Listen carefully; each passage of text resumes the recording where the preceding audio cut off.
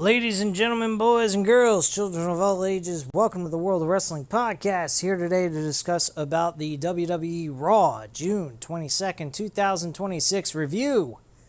Last night's Raw sucked ass. Heavily sucked ass. Show kick-started with Jey Uso and Obafemi. I almost said Ubafemi. Obafemi. This London crowd, I don't even know if they were even in London. I honestly feel like they were back here in the United States. That crowd felt so similar to a United States crowd, it wasn't even funny. It was nice to be able to skip through all the commercials and get the show over with within about an hour and 40 minutes, I'd say. Being able to skip commercials and all that bullshit. But this show is abysmal, even though I was able to skip through the commercials and else. I think this fucking company as a whole sucks a major dick. Okay? Plain and simple. Obafemi looked retarded last night. He went ahead and he said to Jey Uso, go ahead and do the yeet one more time. You're going to be sorry. He does it anyway. And what happens? Absolutely fucking nothing. I'm supposed to believe in Obafemi? Really? I'm supposed to believe in Obafemi becoming the ruler. The king of kings of all the ring, huh? Get the fuck out of here. Jey Uso's winning the King of the Ring tournament. There ain't no fucking doubt in my mind. Unless they remove the picture during the King of the Ring, or the Night of Champions event on Saturday, and he's eliminated by Brock Lesnar, then someone else will take his place and win. That someone would be CM Punk.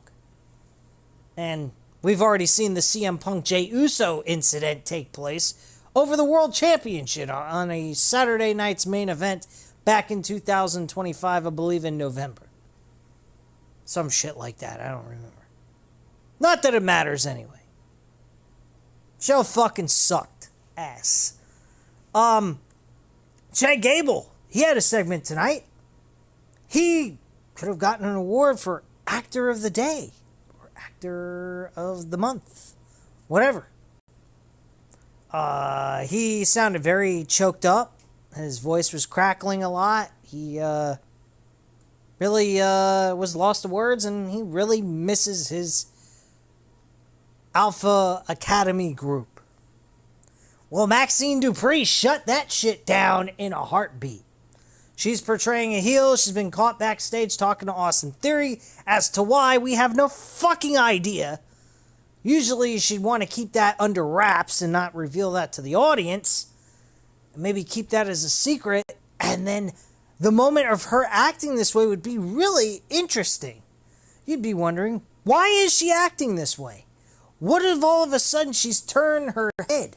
Or you might have the perspective of, hey, she has a right to feel the way she feels because what did he do? He acted like a dick to them. So it makes a lot of sense if they did reveal Austin Theory as the background noise to her being the way she's acting towards Chad Gable. So, does that help us any? Not really. It takes the excitement, the enjoyment, and the surprise as to why her behavior has changed so much.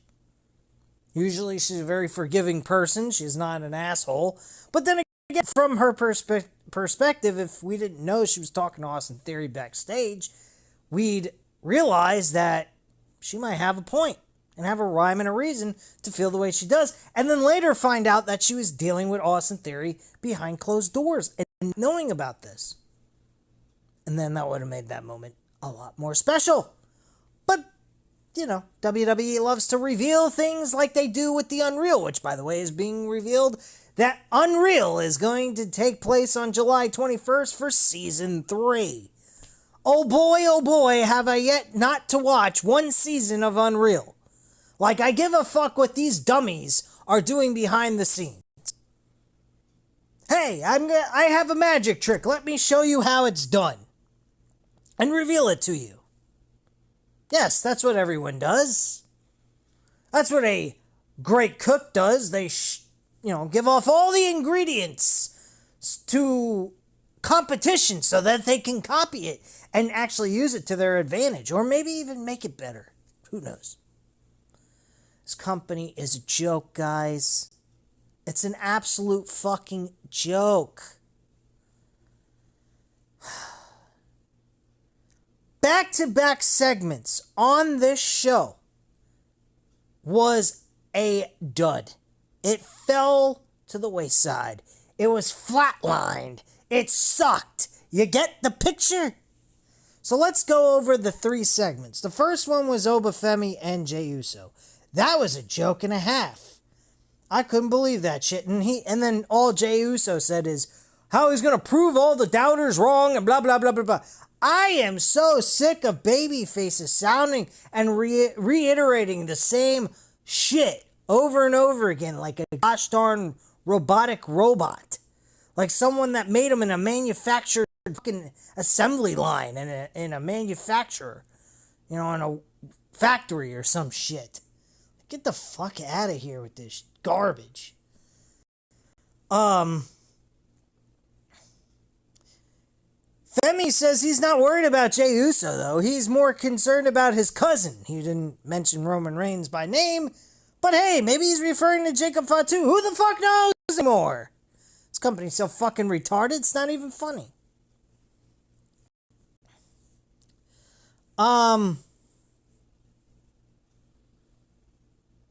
But yeah, that was another part of that segment. Then we go backstage with Adam Pearce when LA Knight cuts him off. He's actually on the night suggests that Bloodline has compromising photos of Pearce because they're getting away with everything. He's talking about how he might be talking on the phone with Roman Reigns or Jacob Fatu, who knows?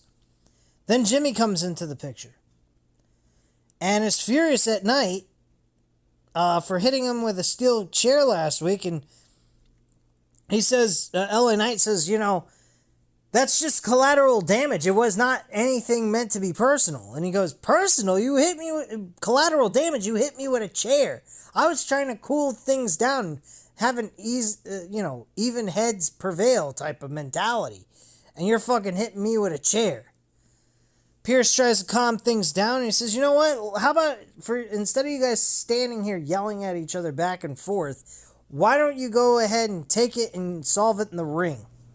And you guys can have a one-on-one match. And LA Knight goes, that's a gosh darn terrible idea. But I got a better idea. My idea is, why don't you and I, Jimmy, go ahead and get in the ring and wrestle each other tonight? And Adam Pearce looks at him and goes, that's exactly what I said. And Jimmy looked at him and goes, yeah, that's what he said. What the hell are you talking about? They're making LA Knight sound like a fucking dumbass. What, he should have just went ahead and said, what?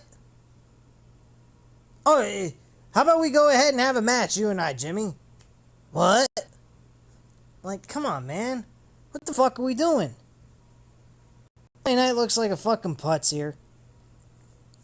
Later on the show, Jacob Fatu had a meeting with the Usos.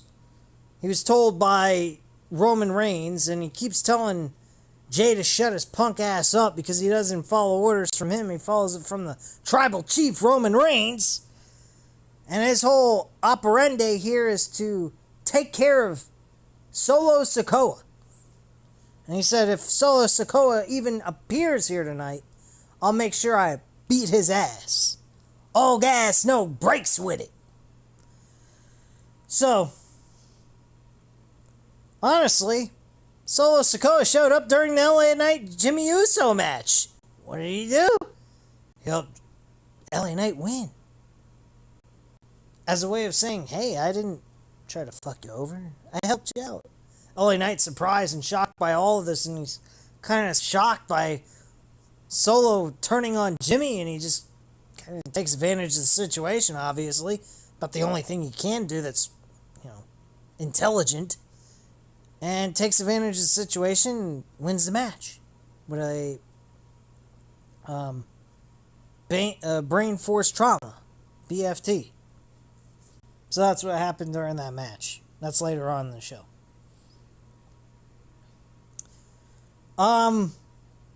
Jackie Redmond and Bayley are with... Jackie Redmond's with Bayley and Lyra Valkyria and Gorilla. Valkyria made this opportunity happen. Valkyria says they need this. This is their time, and they haven't had any luck this year. Bayley says they're the best tag team around and will win. It's all or nothing tonight. Well, apparently it was nothing. And so was this crowd during this match. This crowd was fucking out of it. They were not in it at all. Through most of this match, they were quiet as a mouse. Or mices. Or mice. But point being is, they lost. Brie and Paige win and retain the women's tag team titles. Does anyone care? Absolutely fucking not. Nobody gives a shit. Crowd didn't give a shit. People at home didn't give a shit. Women's tag team wrestling is pointless. Just like the men's tag team wrestling. At least in WWE, anyway. What else? Oh, Lyra Valkyria turns on Bayley. Lyra Valkyria turns on Bayley. You'd think that Bayley would have turned on her. That would have, to me, made more sense. I mean, granted, it's a interesting direction to go with Lyra Valkyria, seeing how she'll do as a heel, but logically, to me, it makes absolutely no sense as to why she would do that. None whatsoever. I'm clueless to all of this. Because Bayley last week was standing there, or a couple of weeks ago, was disrespected. And she loses a match by herself for the IC Championship. And then she goes ahead and loses again in this match. Bayley was not the deciding factor in this situation. It was Lyra Valkyria, I believe. Let me just double check that.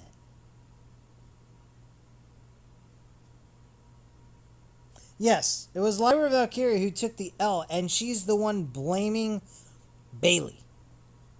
You'd think Bayley would be the one upset with her. She's wasting her fucking years left that she's got. Lyra Valkyria's got more time than Bayley does. She's running out of time, Bayley. I think she'd be pissed off. Because this woman continuously loses over and over and over and over and over again. Now we got Lyra Valkyria as a heel. We couldn't get Bayley as a heel, portraying the schizoid, frantic, split personality that we were getting earlier this year, that all of a sudden randomly just decided to just cut off like a switch. Or not really cut off, turn off like a switch, honestly. Again, shit makes no sense to me, but whatever, you know? She's ultimately going to lose, Bayley, so. It is what it is.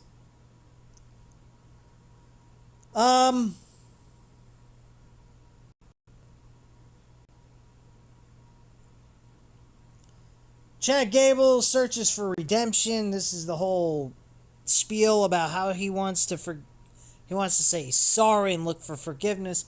And yet he's standing there at the end of this, just to add a little more to this whole situation. He wants to sit there and cry. He's crying. He's crying. He misses his brothers and sister. He misses his brother and sister. Like, what? Otis and Tozawa, they're being told what to do, again, by someone else. Do they think for themselves? No. Maxine Dupree said they're better off without him. Really? I don't know what they're doing, but it seems like they're spending more time in catering than they are in the ring. For the first time ever being linked up with Chad Gable in this storyline, they're actually appearing on fucking television. They're doing great, but without him? I don't know about that. If I was Otis, I'd be like, and Tozawa, I'd be like, hey, you know what? Maybe you ought to link back with him. At least we had some fucking airtime. Fuck you, bitch. Like, come on. Maxine Dupree. Come on, man. Get the fuck out of here. This is fucking absolutely ridiculous. Gotta be fucking kidding me. Otis is the only one that sat there and contemplated about everything. And seemed a little, like, torn on what to do. As if he couldn't make up his own fucking mind by himself. Anyway, Mysterio catches up with Dragon Lee. Mysterio tells Lee to teach Ethan Page some respect about luchador wrestling. Now he's disrespecting wrestling. WWE IC champion Penta walks up and Penta says, tonight is Lee's night. Time to show zero fear. He showed zero fear, and he got a big giant goose egg of a win. 0. Nothing. All these flips and dives. He missed Ethan Page completely. Landed on the fucking commentaries table full of fucking script writing, probably to break down the entire show. And, like, this is just garbage, man. Ethan Page won the match. Thank God. I mean, what we need here is Chad Gable to get his head out of his ass. Stop looking to apologize to everyone he did wrong for the last 2-3 years now. And get his head back in the game. Because there was something he did say that is absolutely fucking pathetic. The man had the script told to him to say, Maxine Dupree, you won a singles title before me. Are you serious? Does that not upset you, Chad? Does that not make you want to go ahead and stick your head through a fucking wall? What have you been doing with your career, my friend? Maxine Dupree, who has less talent than you do in your whole pinky. This shit sucks. Chad Gable is interested in the mid-card title. Should be a fucking multi-world champion by this point. The guy's an excellent wrestler. He's got a physique made from granite. The guy would make it in the old days. His height would be a little bit of an issue, but that's about it. Excluding the height issue, the guy's as talented as fucking Kurt Angle, almost. I'm not going to put him in that echelon, but shit, the motherfucker can go. And he doesn't have as much injuries. Now, granted, I don't know what's personally gone on with his health over time, but he hasn't been injured as badly as guys that have been used as often. He hasn't been used as often. Get his ass going. Let's use that name and his wrestling ability to your advantage, man. Do we get that? Obviously not. Because if we were, we'd be focusing on Chad Gable and Ethan Page winning the WWE IC champion from Penta. Since they love doing title changes on Monday Night Raw, why don't we just do a Penta Ethan Page title change to Ethan Page? Have him win the fucking title now after fucking Night of Champions next week. Have him win the damn IC title from Penta next week. And have Ethan Page go on a tear. Then Ethan Page can defend the title against Rey Mysterio, beat him royally. I mean, beat the tar out of him. And try to have him rip his mask off, and then, well, he's already done that, and have Chad Gable come in and save the fucking day again. And then build a program for a whole month of Chad Gable going after Ethan Page for the IC title, and at SummerSlam in his hometown, have him win. Give him a fucking moment. He deserves it. He's earned it. He's spent plenty of time being patient and not leaving this hunk of shit company. The man deserves to be rewarded for his hard work. He excelled under a fucking mask known as El Grande Americano of all fucking things. Give the man some fucking respect. He even gave Shorty G a fucking shot and almost pulled that shit off. Which was god awful. But still, the man has talent. He is in the, I would say, a slight tier under Kurt Angle. But he's talented. Even a slight tier under Kurt Angle is not bad.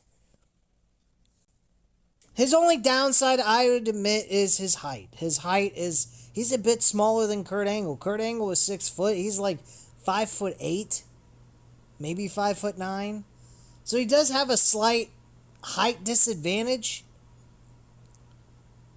in that aspect. He doesn't look that, intimidating towards others.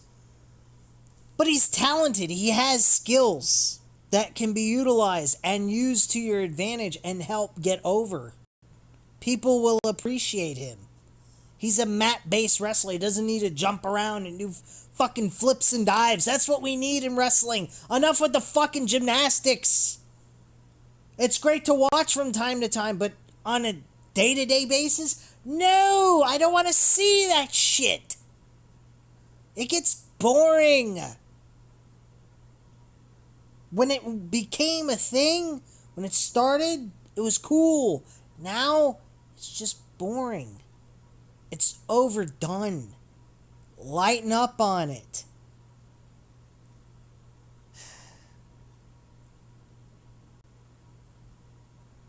Anyway. Vision's backstage. Jackie Redmond's interviewing Braun Breaker and Austin Theory along with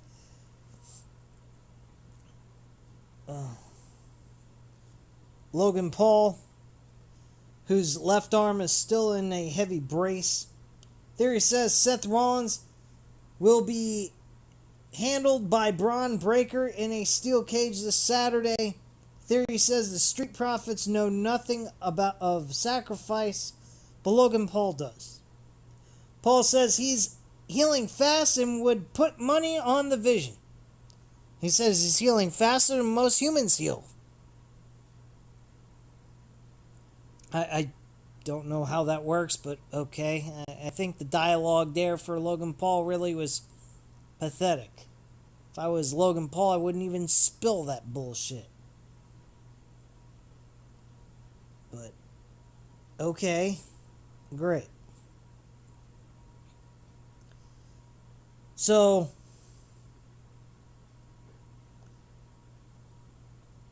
Breaker then says Seth Rollins won't be a problem. He'll handle him on Saturday, and tonight they'll handle their business as well. Great stuff. Following that, we had a video package of Soruka who slips, fucks up when she does her Soul Snatcher. Nice move, but it's not exactly an easy move to do. Very difficult. Personally, I think she should drop that move. Do a variation of that move where it's a little bit more, it's easier to accomplish. Just change the way you do it. Instead of doing a flip off the top turnbuckle, maybe go to the corner and jump off the corner, catch the opponent, and hit that move, like how Cody Rhodes does that as a signature, and still call it the Soul Snatcher. But that's just me. Anyway, we move on to introductions. Well, the video packages. So Ruka says she is unapologetically herself. She loves taking risks, failing, and getting up to prove everyone wrong. Oh, wow. We've never heard this fucking dialogue from a babyface before. Come on, people. Let's go. Let's wake up. This is such crap. We got Zuffa Boxing's Lee Cutler and Alex Macmillan at ringside. A former boxer, Derek Charosa, who I'm familiar with, UFC welterweight, they're calling UFC welterweight champion Michael Venom Page. No, he's not a welterweight champion, sorry. And actor Jason Statham is there. Surprised he would even be interested in this shit. I've seen him at a couple of major boxing events, but at a fucking WWE wrestling show, I'm a bit surprised. Would not take him to be this stupid. I know I'm kind of insulting myself as well while I say that, but you know what? Who cares? Anyway. Io Sky, Liv Morgan meet head to head for their Queen of the Ring finals, and pretty much not much is said here. Jackie Rimmons in the ring. Io Sky is welcomed in the ring. Sky says she's extremely grateful to have gotten it this far in the Queen of the Ring tournament. She'll beat Liv Morgan to win the Queen of the Ring match. Liv Morgan comes out. Sky says she must have forgotten who she's dealing with. She is the Liv Morgan. I didn't know there was more than one, but okay. And she's the greatest world champion of all time. Yeah, okay. Shut the fuck up. Sky is not beating Morgan on Saturday night. Morgan is so much better than Sky. Oh, yeah, sure. Everyone knows she's more talented than Sky, and Morgan is the face of the division and just needs her crown. Again, why is a women's world champion in a tournament to crown a number one contender for a women's world title? This shit makes no sense. It's garbage. Jeez, man. You think Roxanne Perez would be in this situation right now, in Liv Morgan's place?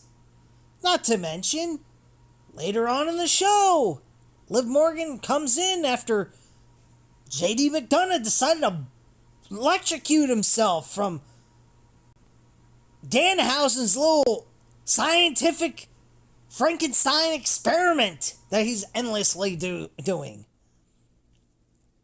He ends up electrocuting himself, and throughout the rest of the night, he's shaking his hand like as if he has fucking Parkinson's disease or something. Like, what the fuck are we doing here? I watched that segment. I said to myself, what am I fucking watching? This is a wrestling show? More like a joke show to me, a parody of pro wrestling. This is what Triple H is doing in 2026, folks. This is the savior to professional wrestling in WWE. I swear to God, if I didn't know any better, they just patched the torch back to fucking Vince McMahon. This shit sucks. There's only a few things that separate Triple H's booking decisions towards Vince McMahon, and it's more the dialogue, that the things they're allowed to say. That's the only thing that differentiates the two. Other than that, it's the same fucking garbage we've been getting for the last year and a half. This show is terrible. This company as a whole is terrible. I don't even watch SmackDown anymore. Folks, I haven't watched a SmackDown episode in about a month and a half. This show sucks. This fucking promotion sucks. The best thing that wrestling could ever have is WWE going the fuck away. I'm dead ass serious. I honestly think the problem with wrestling is too much of it. It's on week after week after week. Can we get a fucking break here? I'd prefer indie wrestling style. I'd prefer having events where you get them every couple of weeks instead of every fucking weekly episode where they produce no storylines. I'd rather watch great wrestling once every couple of weeks in a month than sit here and watch week after week television of the fucking same rhetoric garbage repeated on loop. Because that's really what we get here. This is garbage. This is nowhere near the Attitude Era, Ruthless Aggression Era, hell, even the fucking Golden Age and New Generation era of pro wrestling in WWE. This is garbage to its finest core. This is terrible.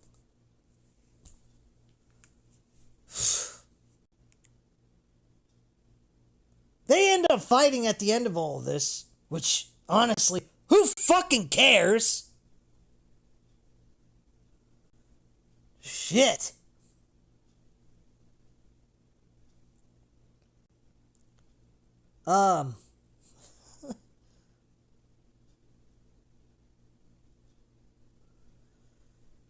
Trying to scroll to the... I lost my place on this review here, so give me a second. Yeah, they end up brawling at the end of all this. And I went off on a tangent, and I need to come back to where I was at. Roxanne Perez pretty much feels like the left one out. Liv Morgan backstage after she has this fight. She ends up running backstage and she's screaming, "Did you guys see what happened out there?" JD McDonough's twitching like he's fucking got Parkinson's disease. Dominic Mysterio is standing there just kind of like, whatever, I don't give a fuck. Raquel Rodriguez, she's like, what the fuck am I supposed to be doing at this point? And Roxanne Perez, she's giving everyone a list of different championships to go after. And Roxanne Perez is just left standing there with nothing at all. And she's like, what about me? What am I supposed to be going after at this point? And then Liv Morgan goes ahead and says, oh shit, look at JD McDonough. He's shaking like a leaf. We got to get him to the hospital. What the fuck are we doing? What is this company fucking doing, man? Fuck. Shit's terrible. They also, the reason why they bumped into Danhausen last night was because Danhausen apparently took $100,000 from JD and Dominic Mysterio. He stole it, apparently. $100,000 human monies. Yeah, okay. All of this, and he says, he curses JD McDonough, and he says he's uncursable. McDonough then grabs Danhausen's experiment and then starts getting electrocuted. We go to LA Knight and Jimmy Uso. Already went over this. This is fucking stupid as shit. Jackie Redmond catches up with Bayley and she ends up having no comment. I already talked about the Judgment Day situation. They're dead. The Judgment Day has fucking been dead for the last 6 months, I think. I would say. Give or take. So anyway, Corey Graves interviews Seth Rollins. Rollins says things haven't been going his way. Rollins knows the risks coming to him this Saturday. He's putting his chips on the table. The last time he won the World Heavyweight Championship, it wasn't in the most upstanding way. This Saturday, he has the chance to show the world who he is. After he puts the vision behind him, he can go after the title he never lost. I don't know who's winning that match. That, to me, is a fucking coin flip. Because at the end of the show, Seth Rollins helped the Street Profits win the World Tag Team titles. So I don't know how that's going to work. I don't know where they're going to go with that. I don't know if they're going to go directly with Seth winning and adding compounding more losses, but it would explain more of a reason for them to have Seth Rollins and Roman Reigns for the World Championship. I'd prefer that, honestly. But I don't want to see Braun Breaker lose either, so it's like a catch-22. Damn if you do, damn if you don't. Unless you want to make Braun Breaker the number one contender and have him challenge for the world title against Roman Reigns. At least he'd be beating one major name and advancing to a world title against a major name, but he's already challenged for the world title and already lost, so wouldn't we want Braun Breaker to go over on Roman Reigns as well? And then later on, we have Braun Breaker have a storyline built up with Oba Femi for WrestleMania? Hey, there you go. There's a good match right there. Braun Breaker versus Obafemi for the World Heavyweight title. You get your Roman Reigns Rock match at WrestleMania 43 in Saudi Arabia in the desert. They could have a showdown in the middle of the fucking desert. They don't even need to be in a ring. You can fucking do a cinematic movie off of it. Like, what the fuck are we doing? Fuck out of here. Shit sucks. It's fucking garbage. Raw GM Adam Pearce and Chad Gable are talking. Liv Morgan, Dominic Mysterio, and jolted JD McDonough approach them. Yeah, he's really jolted. Parkinson's disease, JD. Wants to go to medical, but they ignore him. Yeah, good friends. Good stablemates. Mysterio says Gable won't face Penta before he does. Mysterio, as the king of the luchadors, also wants an apology from Gable. Gable says he can beat it out of him. Mysterio doesn't just hand out matches. He volunteers McDonough for next week and says, okay, that'll be fine. What a fucking joke.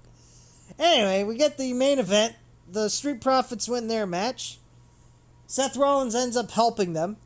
Oh yeah, and Joe Hendry, the guy who magically disappeared after a beatdown from a chair, shows up and finally, I believe it's his hometown, or home country, I would say. No, I think he's from Australia. I don't know. It doesn't fucking matter. Joe Hendry chases off fucking Logan Paul. And, no, actually, he doesn't chase off Logan Paul. I don't know what the fuck he did. Who fucking cares? Oh yeah, he chased off Austin. No, he chased off, I don't know what the fuck he chased. Oh, he went ahead and he attacked Austin Theory, and Braun Breaker chased after him. And then, who was it? Oh, Seth Rollins hit Austin Theory in the fucking face with brass knucks and knocked his ass out. Oh yeah, I'm sorry. Joe Hendry was chasing Logan Paul, who was there, and then Austin Theory got punched in the face with brass knucks by Seth Rollins, and Braun Breaker chased after Seth Rollins. This led to the Street Profits getting the W and winning the World Tag Team titles. And this crowd, through most of it, had no responses. Did not care. They were as dead as the U.S. crowd is here all the time. That's your show. And they had the pyro going off as if this was a WrestleMania moment. They won fucking tag team titles that mean absolutely nothing. This show sucks, guys. That's all I got to say about that. So if you enjoyed this video, please go ahead and hit the like button, hit the subscribe button if you're not subscribed to the channel, and leave a comment down below. I'll definitely get back to you on that. Thank you guys very much for watching, and have a great night, guys. Bye.